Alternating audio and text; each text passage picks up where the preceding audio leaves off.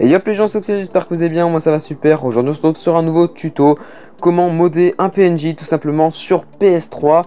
Alors je vais vous prendre un petit exemple sur notre petite survie, d'ailleurs j'ai fait une vidéo dessus en présentant le serveur. Si vous ne l'avez pas vu, vous pouvez tout simplement aller dans la description de la vidéo, voir la vidéo, voilà simplement. C'est ouvert, c'est public, vous pouvez rejoindre cette petite survie. Donc, nous avons des PNJ tous les deux modés.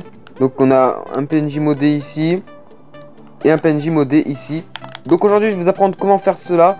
Pour cela, rien de plus simple, un PC et une clé USB et c'est tout simplement.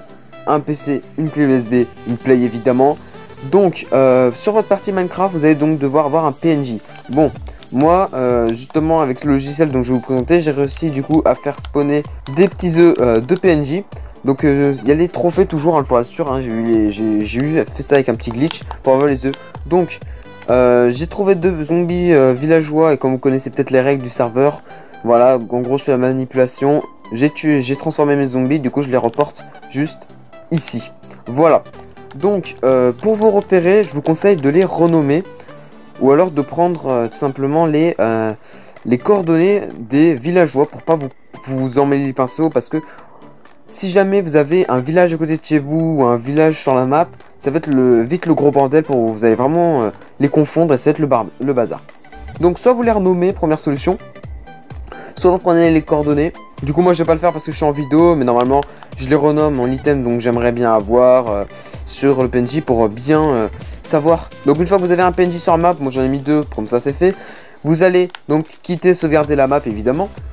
Si vous quittez sans sauvegarder, ou alors que vous n'avez pas le PNJ sur la map, ça ne marchera pas parce qu'il va devoir détecter des PNJ. Donc maintenant nous allons retourner sur le menu de la PS3 pour pouvoir enregistrer la map sur la clé USB. Si vous ne savez pas faire, il n'y a rien de plus simple. Il va tout simplement falloir aller dans les utilisateurs de données sauvegardées de la PS3, vous cliquez dessus et là vous allez voir votre petite map ici. Donc vous allez mettre copier en mettant triangle, copier, et vous allez coller dans le périphérique USB. Vous enregistrez par-dessus la clé USB et nous allons, une fois que ce chargement est fait, vous débranchez votre clé USB et on se retrouve sur le PC. Et donc une fois que vous êtes sur le PC, va falloir installer Universal Minecraft Editor. C'est le meilleur logiciel pour moi pour modder des maps. Donc il sera dans la description si vous voulez le télécharger tout simplement. Donc alors Universal Minecraft Editor, vous cliquez dessus pour l'ouvrir évidemment. Et vous allez arriver sur une petite page où nous pouvons voir toutes les plateformes où ça marche. Ça marche sur Xbox 360, sur PS3, sur Wii U, sur PC, sur Minecraft Pocket Edition et sur Windows 10. Donc pour une fois, les PS4 sont désavantagés par rapport à PS3 et Xbox 360 et tout. Vous allez cliquer sur PlayStation 3, vous allez sélectionner votre map et une fois que vous avez fait ça, vous allez apparaître dans entre guillemets les archives de la map, tout ce qu'il y a sur la map. Donc par exemple, on peut aller voir dans Player, on peut voir mon stuff exactement. En cliquant sur Inventory, on peut voir tout ce que j'ai. On peut aussi les remplacer par d'autres blocs, mais on fera ça dans une autre vidéo. Pour l'instant, on va s'intéresser au petit diamant que nous voyons juste ici. Voilà le petit diamant, vous allez cliquer dessus et vous allez atterrir sur une petite page comme ça. Un petit onglet que vous pouvez déplacer. Vous allez aller sur Search in Chunk. Donc là, on va chercher des entités. Vous allez Select an Entities et vous allez aller tout en bas pour chercher un villageois. Donc c'est ici, c'est Villager. Vous allez mettre cherche et là ça va rechercher tous les villageois dans les environs. Donc là on peut voir qu'il y a un villageois tout seul. Et vu qu'on a vu sur la map qu'ils étaient 4, on sait que ça va être 2 plus 2. Moi je sais que c'est cela. Parce que regardez, je peux cliquer dessus. Je vois que les coordonnées et tout, si vous avez pris les coordonnées, parfait. Donc vous allez cliquer sur le 2 occurrence à Chunk. Donc là on peut apercevoir qu'il y a marqué Entities, 2 Entities. Donc si jamais vous avez qu'un villageois que vous avez sélectionné, ça me marquera un entity. Si vous en avez qu'un, enfin ainsi de suite. Vous allez cliquer sur la petite flèche, vous allez voir vos villageois. Nous on va modifier celui-là. Donc je clique sur la petite flèche pour voir encore des petits trucs et tout. Et moi, ce qui va m'intéresser, c'est plus un clic droit sur la tête du villageois. Je vais mettre alors ça, et ça va me permettre de le modifier. Donc invulnérable si vous voulez qu'il soit invincible. Donc ça c'est si jamais il fera silente, je crois que c'est pas de bruit, mais j'en suis pas sûr. Ignore gravity, c'est pour qu'il ignore la gravité. Ça je sais pas, ça je sais pas. Ça c'est pour jamais qu'il despawn. Et ça je ne sais pas, mais ça doit pas trop l'air important. Pour valider, tac, vous cliquez. Donc le plus important c'est quand même le Nether despawn, hein, j'ai envie de dire. Ensuite position c'est pour voir les coordonnées. Et là custom name c'est pour customiser un nom. Donc vous pouvez aussi les faire en couleur, contrairement au name tag. Donc moi je vais l'appeler Kylian. Kylian, voilà. Et vous pouvez mettre donc le petit symbole comme ça avec un chiffre pour pouvoir mettre une couleur. Donc le code couleur s'affiche à l'écran. Voilà. Je valide. On va retourner là-dessus. On n'a pas fini parce que ici nous pouvons lui ajouter une armure ou un bloc sur la tête. Donc moi j'aime bien mettre les fournazes. Donc on va lui mettre un petit fournaze. Donc on va lui mettre un fournaze. Voilà, je peux faire le Burning Furnace. Et hop, on valide. Et là, nous avons notre petit PNJ qui aura un four sur la tête. On va aussi pouvoir lui mettre une armure. Mais moi, vu que je suis quand même dans une survie, je préfère pas. On va pouvoir lui mettre des objets dans la main. Mais sachant que ce soit des PNJ, ça ne se verra pas. Donc ça sert à rien. Ensuite, nous pouvons évidemment mettre les trades. Donc les trades, c'est le truc le plus important. C'est tout simplement les échanges.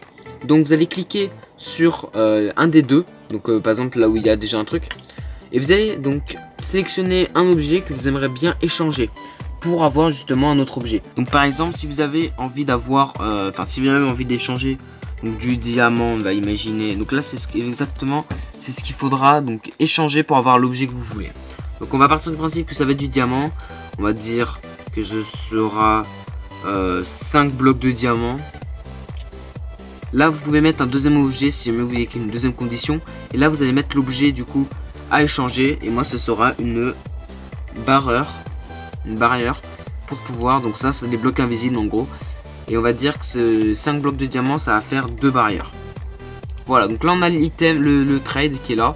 Alors un truc assez spécial si jamais vous voulez avoir des bouquins enchantés. Vous allez donc devoir, on imagine, un livre avec 31 émeraudes. Et ça vous allez sélectionner donc toujours book, donc c'est en anglais hein. Vous allez mettre enchanted book pour pouvoir avoir un livre enchanté. Mais vous allez me dire mais c'est pas précisé. Et bien justement ce qu'on fera juste après. Donc ça c'est pour si jamais ça donne de l'XP. Je suis très mauvais traducteur. Ensuite là vous pouvez choisir le skin du villageois. Donc moi je vais mettre le butcher. Voilà, j'ai fermé comme un con. Ensuite nous avons donc encore vous pouvez en rajouter si vous appuyez 2 fois sur new. Voilà, vous en rajoutez, vous pouvez les modifier à l'infini. Maintenant on va modifier le petit bouquin que vous voyez là, donc dans les trades. On va lui donner un enchantement. Donc pour cela, vous allez retourner ici. Vous allez cliquer sur la petite flèche qui est ici, voilà. Sur la petite flèche qui est sur les recipes. Et là vous allez sélectionner l'enchantement. Donc si jamais vous avez bien retenu, donc regardez, hop, vous allez dans trade, c'est le deuxième. Du coup ce que vous allez faire c'est que vous allez sélectionner le deuxième.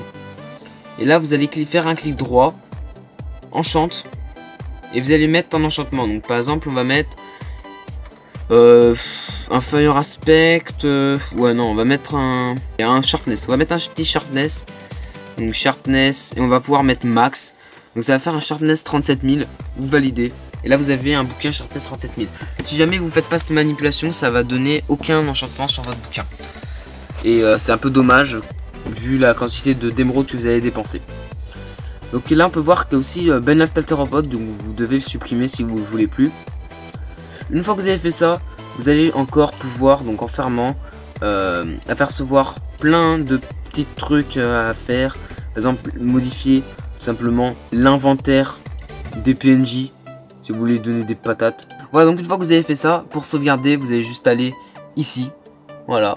Vous cliquez sur la petite disquette. Ça va mettre la sauvegarde en cours.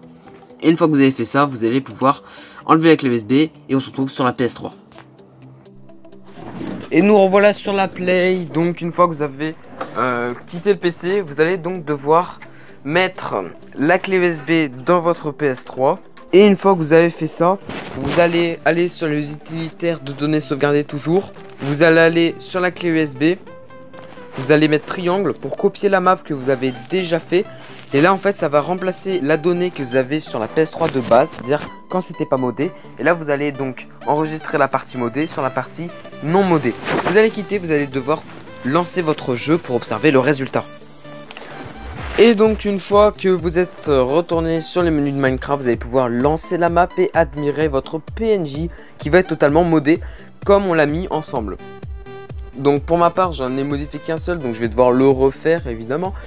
Et voilà, quand nous apparaissons dans la map, qu'est-ce que nous voyons juste en face de moi? Un PNJ qui s'appelle Kylian avec un four sur la tête. Et quand je quand je clique dessus, nous pouvons apercevoir les deux enchantements. Et là je vous connais. Vous allez me faire mais t'as un Sharpness 1, tu nous as dit un Sharpness 32 000. Ouais, attends. Je vais aller chercher 9 lingots d'or. Voilà, je one shot absolument tout. Et hop, le zombie, l'araignée. C'est marqué que c'est Sharpness 5, mais c'est vraiment du Sharpness de ouf. Enfin bref, voilà, du coup, merci d'avoir regardé cette vidéo sur les petits PNJ modés. Sachez que vous pouvez le faire gratuitement. Moi, j'ai même pas dépensé un rond pour avoir ce que j'ai fait. Et le truc le plus fou, c'est que même après avoir fait ça, j'ai toujours les trophées d'activer.